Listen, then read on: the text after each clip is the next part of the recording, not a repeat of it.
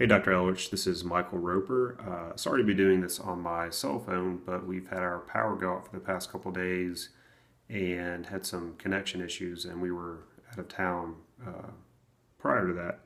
Anyways, so I've decided to do my reflection this week on doing the frustration challenge.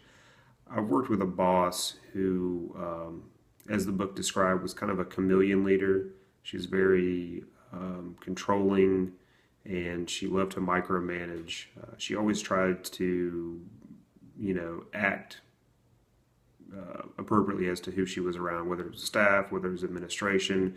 She'd always act differently around different people, and it was very noticeable and very frustrating. And she was also the type who would like to try to get people in trouble for doing the same things that she would do on her own. For instance, working in the hospital, we're not supposed to have cell phones out in a patient care area, and she would, try to write people up or, bring some disciplinary action down upon them while she would do the same thing.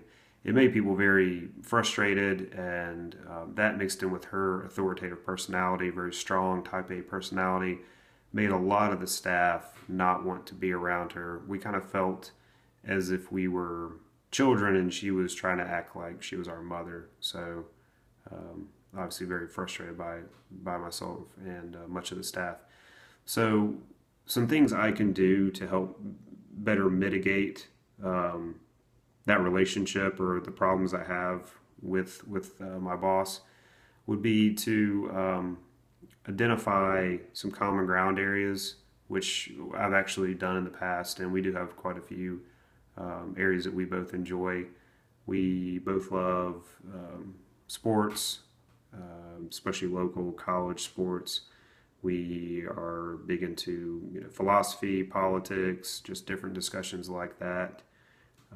I've also found that she's a very hard worker, and even though she is frustrating to be around, she is very good at what she does. She's competent, she's knowledgeable in the medical field. It's always important to be up to date on all of your continuing education, your teachings, and just the latest and greatest information is always important because you want to provide the best care. And she's always on top of her game in that aspect.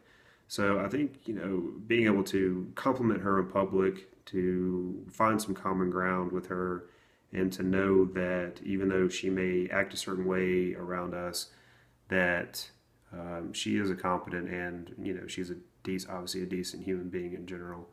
I believe the rest of the staff will notice if I were to act this way towards her. A lot of people try to shy away. They try to avoid her. They'll completely walk the opposite direction. But I think if they were to see me speaking with her, interacting with her, calming her down, because she can be a little bit manic sometimes. I believe the staff would notice that, hey, if I can do it, then, or excuse me, if he could do it, then I can do it. And just try to find some common ground. I think that's really the most important part, is finding some common ground, making sure you're doing what you're supposed to be doing, and I think kind of things will fall into place.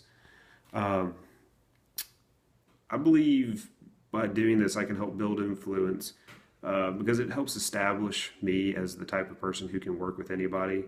Uh, I feel if I can work as effectively as I do with this boss I have, I feel like I can work with anybody. I feel like I'm always on my toes. Always have to know exactly what's going on, what I'm doing. She makes me, I guess, more effective, which is a good thing. But I feel like if I can work with this type A manic person who is kind of always in your face, always trying to talk to you about stuff, always trying to do things, I feel that I can work with anybody. And I think that if other people notice that, they'd be more receptive to me moving up the ladder as far as being a leader. Thank you for listening.